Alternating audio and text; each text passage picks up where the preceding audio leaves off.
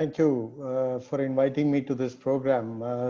Mr. Basu, that was a phenomenal overview of the various areas that IT pervades. And it's, as you said rightly, that you cannot ignore it. And I've been a core manufacturing engineer for all my life and was very scared of IT for a long, long time until it forced upon me to engage in the IT activities for my company. However, we did embrace it as much as we could. And I would like to share just a few pointers as to how we used technology to our manufacturing business, which was a very core industry. So just to give a background, I'm in the steel forging industry. So many times people ask me, is forging akin to forgery? And I have to kind of, sheepishly look and say, no, forging is not forgery. Forging is heating and beating. It's a two-word for heating and beating of metal to make components. So that's my business and how we converted that really old school, the ironsmith activity with some technology. I think we can skip this slide. It's already been taken care of by Mr. Basu. So we don't need, go to the next slide, please. So what does technology to do in a core manufacturing sector? So like I always believe that every technology that is being used is for converting a real life application to, is my slideshow gone or is my slideshow on? Hello? Yes, sir. Okay, I can't see it for some reason. Okay, got it. So it's the real life situation brought into the digital sector.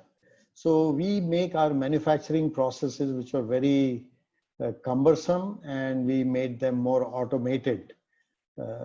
It also helped us to drastically reduce our just-in-time activities, very quick visibility of our order situations, our implementation of activities in the factory. And so these solutions helped us tremendously in that. It also helped us to focus on better manufacturing practices and innovation rather than just the typical, old type of productions. And until we did that, we were kind of struggling with manual data records and other things. We have a lot of complex processes. Our company doesn't manufacture high volume components. We get orders which could range from one piece to 1,000 or 10,000 pieces. So we have a high mix, low volume manufacturing activity, and we probably could be making 20 30 different components on a daily basis in varying quantities. And to keep that entire process of planning up to date, we get orders on a daily basis to be shipped out in 10 or in 5 to 10 days to our customers. And in some cases, they have to arrive to the customer within 5 days. So when the order comes today, in 2 days, we produce it, put it on the airplane, and in 5 days, it has to reach the customer anywhere in the world. So all this could not have happened unless we had embraced technology to its fullest as we do now. And of course, it's cost effective. It just keeps our data so efficiently. And the supply chain has become phenomenal by doing this. The next slide.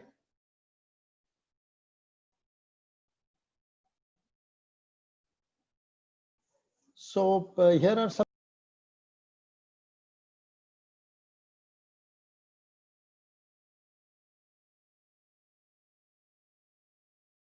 drawings, technologies in the soft form.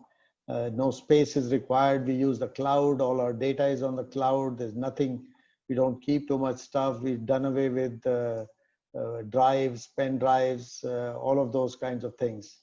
The process designing has become much better. It was very cumbersome, and now it's really super fast with all the high-speed computers that we have. Simulation of the process. I will show you a very simple, innovative technology that we purchased about 15 years ago, which was hugely expensive at that time. But even though we were a small scale company, we decided and chose to use that to how to simulate our process on the computer. I recall that when the folks who were designing this software at Ohio State University had some of my IIT friends in there, and they had 40 PhDs working on this software. And when it really came out, it was phenomenal. And of course, I couldn't afford it when it came, but eventually I realized that we require it. Next slide.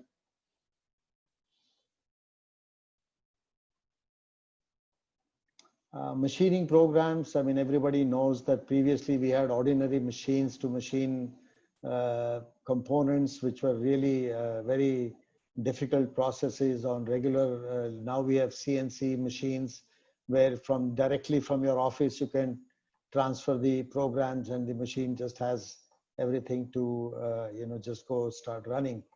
ERP, everybody knows what ERP can do. It's just completely encompasses all the processes in the company onto one platform, and it just eliminates the repetition of data. And so every department that was working in silos and keeping their own, protecting their own data is now gone. It's a history. You just enter some data one time and that's it. Everybody can share that data. HRM softwares which take care of all the database of your people working, their leave, their attendance, all those things have become, the HR department used to take 5 days, all day working out to make your salary sheets, and now it's just at the click of a button. And when the month starts, you have all the data already available with you. No more files and data and all those things. Next slide.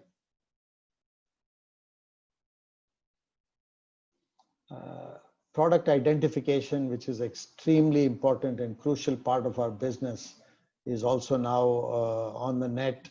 And this can be very, very tricky issue because we make components for the nuclear industry, and keeping the traceability of material and the products that we make out of that is extremely crucial, because if you goof up there, I mean, you could be liable for millions of dollars of penalties. So keeping all that data on the computer has helped us to really gain that kind of a approval to make nuclear based components.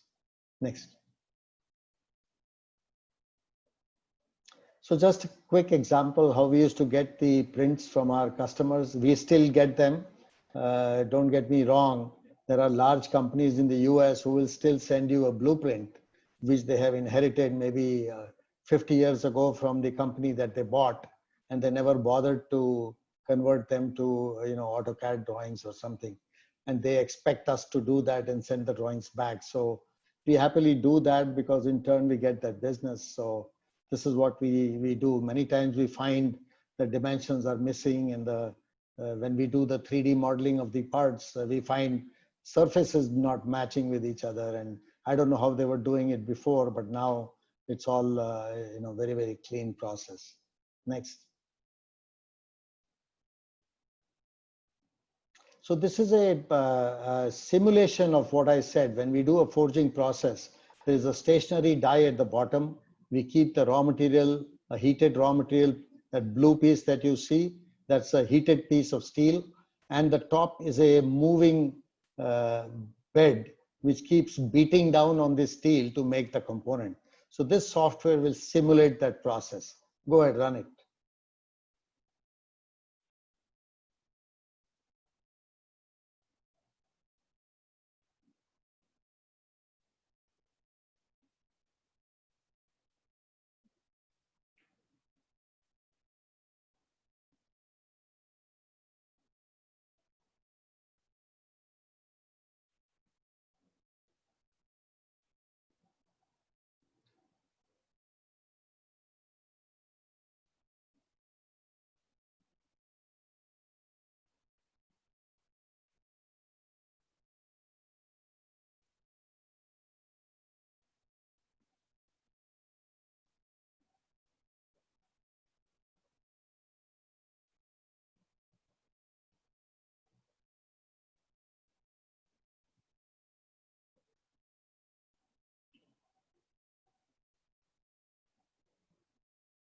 You can see how the temperature in the part changes as you keep beating it down.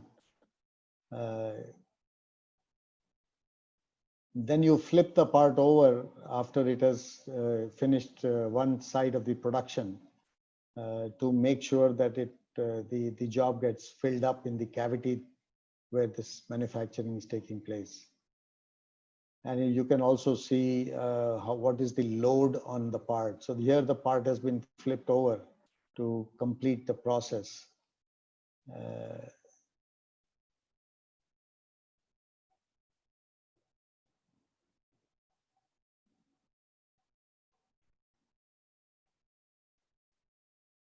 So that's it. That's how we can simulate this process, which earlier we used to actually go design the tooling, go to the production equipment, load it up, produce the part, and then find that the material that we chose or the number of blows that we chose were not right. Go back to the drawing board, redesign the part, go back to the production equipment. And this trial and error used to sometimes take 2 or 3 different trials before we were able to decide that this design for manufacturing the part is correct or not.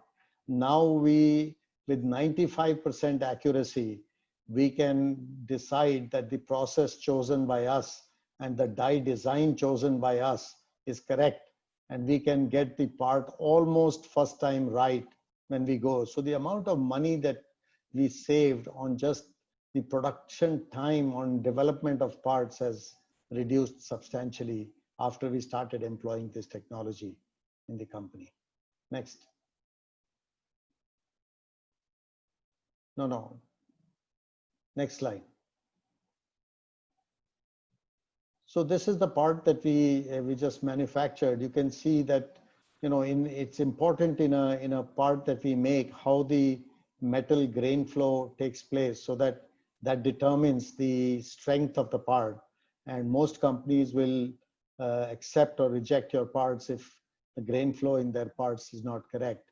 And you can always see what is in this, what is the stress at different parts of the different sections of the part, what is at different steps as the product goes on manufacturing, what is the temperature, what is the stress, and all those things. So you can also decide whether the equipment on which you are manufacturing this part is getting overloaded with stress.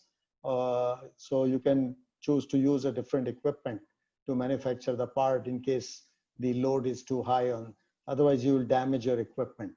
So, I mean, this has been a phenomenal addition to our IT capability in the company.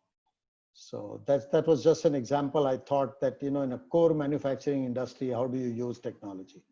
Next.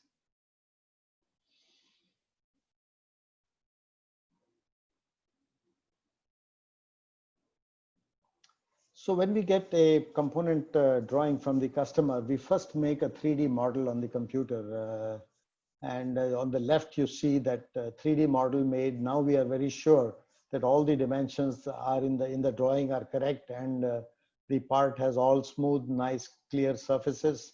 Once we have that, now we have the great benefit that from this, we can very quickly design our tooling. What you see on the right is a direct input from this 3D model onto our die to show how we should place the 2 stages of manufacturing onto the die, and all the dimensions will get automatically transferred onto this process.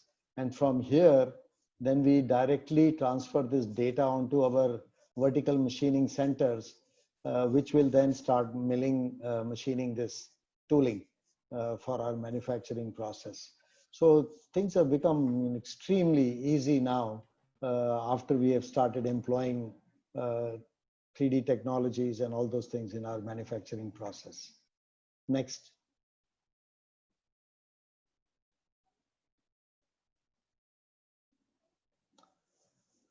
So again, that is the tooling, and once we do this, the simulation of that, we will also know that how the tooling will behave while the part is being manufactured, and the entire programming takes place directly So the CNC machine will just take this program and start milling this, and we will know whether there are any stresses in the dies also while doing this process. Otherwise, the dies will crack while producing. Next. So that's it. I just thought I will share with you because we really don't have much time, and I think I've taken overstretched my time. There are many things. I mean, I do work for an NGO which does tribal children education, and we have started employing tablets to teach them in the far, far flung tribal areas. And the joy on the face of the children there is just mind blowing as to how kids are employing technology and becoming digital in those areas where people really didn't even have clothes to wear. So that's been a big activity. So maybe some other day we can share what's happening in the tribal villages of our country. Thank you all for giving me this opportunity to speak.